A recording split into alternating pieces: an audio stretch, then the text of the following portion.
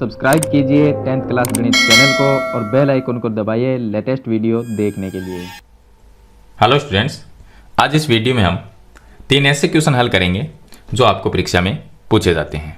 तो इनमें से ही एक क्वेश्चन आएगा जो आपको 2 अंक का क्वेश्चन पूछा जाएगा और ये तीनों ही क्वेश्चन चैप्टर नंबर 3 से है, जिसका नाम है 2 चर वाले रैखिक समीकरण युग्म। तो इसमें पहला क्वेश्चन है कि निम्न रैखिक समीकरण युग्म को हल कीजिए। देखिए यहाँ पर जो 2 समीकरण दी गई है, हमें उन दोनों समीकरण को हल करना है। इनमें आप प्रतिस्थापन विधि या विलोपन विधि कोई भी एक विधि काम में लेके और इन समीकरण को हल कर सकते हैं। यहाँ पर आपको x और y का मान ज्ञात करना है। तो चलिए इसको हल करते हैं। सबसे पहले जो समीकरण दी होती है उनको समीकरण नंबर 1 और 2 मान लेंगे। उसके बाद में अगर आप प्रतिस्थापन विधि काम में लेते हैं तो प्रतिस्थापन में समीकरण 1 या समीकरण 2 किसी से भी x और y का मान निकाल के दूसरे समीकरण में आपको प्रतिस्थापित करना होता है। तो हम समीकरण 1 को काम में लेंगे, तो यहां पर लिखेंगे समीकरण 1 से समीकरण 1 को हल करते हैं और इससे हम x का मान निकालते हैं। x का भी निकाल सकते हैं और y का भी निकाल सकते हैं। तो यहां से हम अगर x का मान निकालते हैं तो 7x माइनस 15y बराबर 2, ये समीकरण नंबर 1 है। x का मान निकालेंगे तो 7x बराबर हो जाएगा 2 प्लस 15y और x बराबर आ जाएगा 2 प्लस 15y बटे में आ जाएगा इसके 7, यह आ जाएगा x का मान। अब ये जो मान है वो हमने समीकरण 1 से निकाला है, तो समीकरण 2 में रखेंगे। तो यहां पर लिखना पड़ेगा x का मान समीकरण 2 में रखने पर, समीकरण 2 में इसको प्रतिस्थापित करेंगे, समीकरण 2 में रख देंगे। तो समीकरण नंबर 2 है x प्लस 2y बराबर 3, ये समीकरण नंबर 2 है। इसमें x की जगह आपको 2 प्लस 15y बटे 7 रखना है। चलिए x का मान रखते हैं, तो यह आ जाएगा 2 प्लस 15y बटे 7 और प्लस 2y इसके बटे में 1 लिख सकते हैं, बराबर में 3 रह जाएगा। अब इसका एलसीएम लेंगे, एलसीएम आएगा इसका 7, तो ये संख्या ऐसे की ऐसे आ जाएगी 2 प्लस 15y और प्लस यहाँ पर 1 का भाग देंगे 7 में तो 7 बार जाएगा और 7 को 2y से गुणा करेंगे तो ये आ जाएंगे 14y बराबर में ये आ जाएगा 3। अब जो 7 है वो इस 3 से गुणा हो जाएगा, तो ये 15y प्लस 14y हो जाएंगे 29y और ये जो प्लस में 2 है उसको लिख देंगे प्लस 2 और बराबर में ये आ जाएगा 7 और 3 ये गुणा हो जाएंगे तो 21 हो जाएगा। अब 2 भी इधर आ जाएगा तो ये आ जाएगा 29y बराबर 21 माइनस 2, तो ये आ जाएगा 29y बराबर 19 आ जाएगा और y का मान निकालेंगे तो 19 बटे 29 आ जाएगा, ये होगा y का मान। अब y का मान हम समीकरण 1 या 2 किसी में भी रख सकते हैं। तो चलिए y का मान हम समीकरण नंबर 1 में रख देते हैं। यह समीकरण 2 छोटी समीकरण है, क्योंकि इसकी संख्याएं वो छोटी छोटी है, तो समीकरण 2 में रख देते हैं।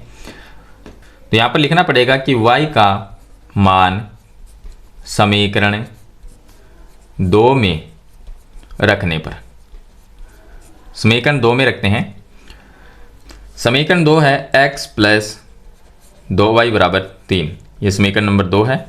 इसमें y की जगह 19 बटे 29 लिखना है, तो x प्लस 2 गुणा 19 बटे 29 आ जाएगा और बराबर में आ जाएगा 3।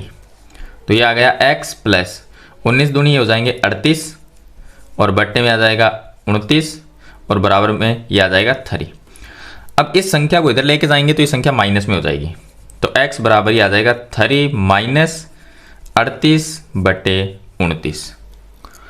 अब इसके नीचे 1 लिख के इसका एलसीएम आ जाएगा 29 और 29 को हम 3 से गुणा कर देंगे तो ये आ जाएंगे 87 और माइनस में इधर आ जाएगा 38। 87 माइनस 38 करेंगे तो ये आ जाएगा x बराबर 49 आ जाएगा और इसके बट्टे में आ जाएगा 29। तो यह तो आ जाएगा x का मान और y का मान हमने पहले ही ज्ञात कर लिया था 19 बटे 29, ये होगा y का मान। तो इस तरह से आपको x और y का मान निकालना है। इसमें मैंने आपको जो प्रतिस्थापन विधि है वो विधि मैंने आपको बताई है, तो यहाँ पर हम लिख देंगे प्रतिस्थापन विधि से जो प्रतिस्थापन विधि है उससे हमने हल किया है। आप इसको विलोपन विधि से भी हल कर सकते हैं। मान जो x का और y का जो मान आएगा वो इतना ही आएगा। तो आप इसमें लिखा है कि समीकरण युग्म को हल कीजिए, ऐसा नहीं लिखा कि प्रतिस्थापन विधि या विलोपन विधि से हल कीजिए। तो कोई भी एक विधि आप काम में लेके इसको हल कर सकते हैं। अगर आपको इसी प्रश्न को विलोपन विधि से हल करना हो तो आप क्या करेंगे, तो चलिए उसका भी तरीका हम इसी में देख लेते हैं। यहाँ पर जो दो समीकरण दी गई है, पहले तो आपको यह ध्यान रखना है विलोपन विधि में हमें करना क्या होता है। विलोपन विधि में जो दो समीकरण आपको मिलती है, उन दोनों समीकरण में या तो x का पद बराबर करना होता है या y का जो पद है वो बराबर करना होता है। देखिए यहाँ पर है 7x, तो यहाँ पर भी हमें 7x ही चाहिए। अगर यहाँ पर 15y है और यहाँ पर 2y है, तो इन दोनों को कोई भी संख्या से गुणा करके बराबर कर सकते हैं। ऐसा ही यहाँ पर भी कर सकते हैं, लेकिन जिस भी संख्या से गुणा करेंगे वो उस संख्या से हम पूरी समीकरण को गुणा करेंगे, अकेले पद को गुणा नहीं करना। जैसे कि यहाँ पर 7x है और इस x को हमें 7x बनाना है, तो यहाँ पर हम क्या करेंगे, इस पूरी समीकरण को 7 से गुणा कर देंगे, तो यहाँ पर हमें 7x मिल जाएगा। अब देखिए यहाँ पर जो समीकरण नंबर 1 है वो उसमें 7x है और दूसरी समीकरण में हमें x का पद बराबर करना है, तो पूरी को 7 से गुणा करेंगे। तो यहाँ पर लिखना पड़ेगा कि 7x माइनस 15y बराबर 2, ये समीकरण नंबर 1 है। और समीकरण नंबर 2 है x प्लस 2y बराबर 3, ये समीकरण नंबर 2 है।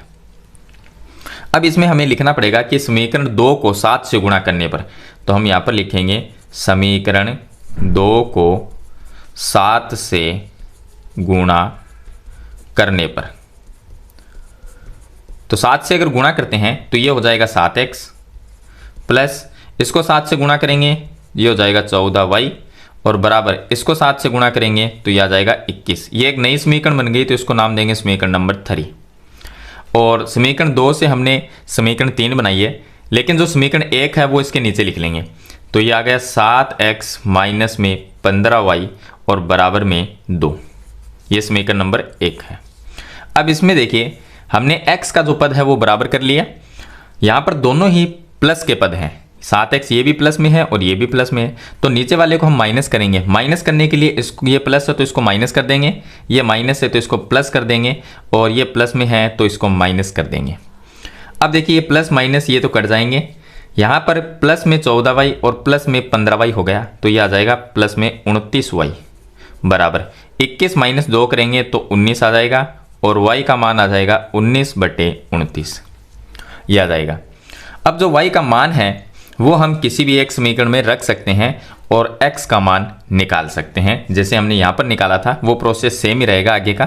तो ये जो y का मान है वो आप समीकरण नंबर 1 या 2 किसी में भी रख सकते हैं, तो x का मान आ जाएगा और आएगा कितना, 49/29, यही मान आएगा इसका। चलिए इसके बाद में क्वेश्चन नंबर 2 हल करते हैं।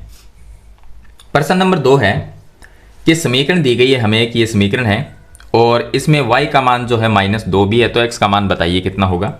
तो y की जगह हम -2b रख देंगे। तो जो समीकरण है पहले उसको लिखेंगे, समीकरण दी गई समीकरण है 2x/a प्लस y/b और बराबर में 2। y की जगह हमें -2b रखना है, तो y बराबर -2b रखने पर ये मान हम इस समीकरण में रख देंगे। तो 2x/a ये तो ऐसा कैसा आ जाएगा, 2x/a प्लस y की जगह रखना है माइनस में 2b, इसको ब्रैकेट में रख देंगे और बट्टे में इसके b आ जाएगा और बराबर में आ जाएगा 2। अब ये प्लस और माइनस गुणा के माइनस बन जाएगा, तो ये आ गया 2x/a माइनस 2b/b और बराबर में 2। ये इससे कट जाएगा तो यहाँ पर -2 रह जाएगा, तो ये आ गया 2x/a माइनस 2 बराबर में 2। -2 इधर आके प्लस में हो जाएगा, तो ये आ गया 2x/a बराबर 2 + 2, ये हो जाएगा। तो ये 4 हो जाएगा, तो इसको लिखेंगे 2x/a बराबर 4 होगा। और यहाँ से x का मान निकालना है, तो 2x बराबर 4 को, ये a है 4 के साथ में गुणा होगा तो 4a बन जाएगा और x बराबर आ जाएगा 4a/2। 2 का इसमें भाग दे देंगे, 2 बार चला जाएगा, x बराबर आ जाएगा 2a, ये आएगा x का मान। तो इस तरह से अगर कोई भी समीकरण आए और उसमें y का या x का मान दिया हो, वो मान रखना है और आपको हल करना है। चलिए इसके बाद में क्वेश्चन नंबर 3 हल करते हैं। प्रश्न नंबर 3 है कि दो रेल पटरियां समीकरणों, ये दो समीकरण दी गई हमें, एक ये है और दूसरी समीकरण ये है, द्वारा निरूपित की गई है, क्या रेल पटरियां एक दूसरे को काटेगी। देखिए इसको पहले समझते हैं कि ये एक रेल पटरियां जो है, मान लीजिए एक रेल पटरी ये है और दूसरी ये है, ये एक दूसरे को कब काटेगी। अब रेल पटरी तो ऐसी होती है, समांतर होती है, लेकिन ये एक दूसरे को काटेगी कब, ये जब काटेगी जब इसमें x और y का मान आ जाएगा, यानी x और y का कोई ना कोई मान होगा, तो ये एक दूसरे को काटेगी। अगर इसका x और y का कोई मान नहीं निकलता है तो रेल पटरियां एक दूसरे को नहीं काटेगी। मतलब कि इस रेल पटरियों का मतलब यहाँ पर ये है कि चैप्टर नंबर 3 में है रेखाएं समांतर होगी या प्रतिच्छेद होगी, वो है, तो ये रेखाएं इसने पूछा है कि रेखाएं प्रतिच्छेद होगी या नहीं होगी। तो रेखाएं प्रतिच्छेद कब होगी, जब x और y का मान आएगा। तो इसको हम हल करेंगे और x और y का मान निकालेंगे। अब हल करने के लिए आप विलोपन विधि या प्रतिस्थापन विधि, कोई भी विधि काम में ले सकते हैं। तो समीकरण जो दी गई है वो है x प्लस 2y माइनस 4 बराबर 0, इसको मानेंगे समीकरण नंबर 1। और दूसरी दी गई है 2x प्लस में 4y माइनस 12 बराबर 0, यह है समीकरण नंबर 2। समीकरण 1 को हल करते हैं तो यहां पर लिख लेंगे समीकरण 1 से, समीकरण 1 को हल करेंगे और x का मान निकालते हैं। तो समीकरण 1 है x प्लस में 2y माइनस 4 बराबर 0, ये समीकरण नंबर 1 है। यहाँ से x का मान निकालेंगे तो 2y और माइनस 4 इधर आ जाएंगे तो x बराबर रह जाएगा। देखिए माइनस 4 इधर आएगा तो प्लस में हो जाएगा और 2y को इधर लेके आएंगे माइनस में 2y हो जाएंगे, ये आ गया x का मान। अब x का मान समीकरण नंबर 2 में रखते हैं तो यहाँ पर लिखना पड़ेगा x का मान समीकरण 2 में रखने पर, समीकरण 2 में रखेंगे और समीकरण 2 हमारी है 2x प्लस 4y माइनस 12 बराबर 0, ये समीकरण नंबर 2 है। x का मान क्या रखना है, 4 माइनस 2y, जहां पर x है उसकी जगह 4 माइनस 2y रखना है।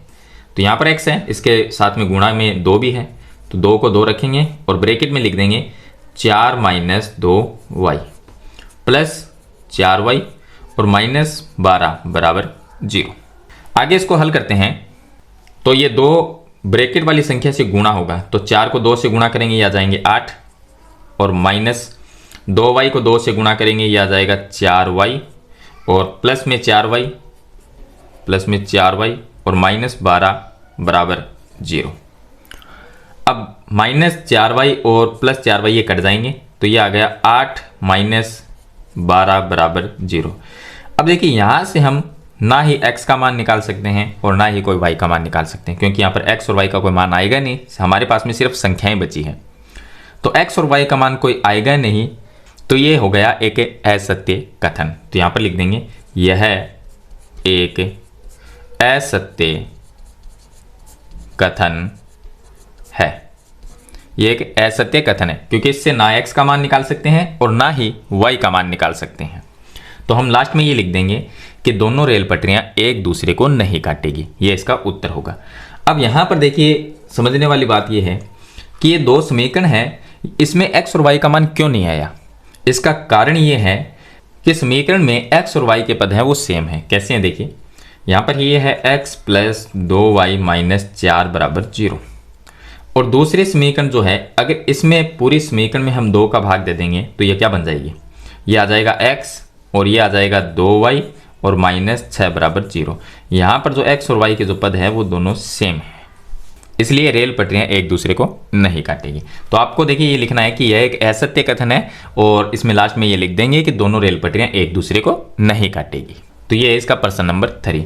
तो मैंने चैप्टर नंबर जो 3 है उसके 3 इंपॉर्टेंट क्वेश्चन मैंने आपको बता दिए हैं और इसी प्रकार के क्वेश्चन आपको परीक्षा में पूछे जाते हैं। देखिए आप में क्वेश्चन आ सकता है कि कोई भी समीकरण दी हुई हो उसमें विलोपन विधि से हल करना भी हो सकता है और प्रतिस्थापन विधि से हल कीजिए, ऐसा भी हो सकता है।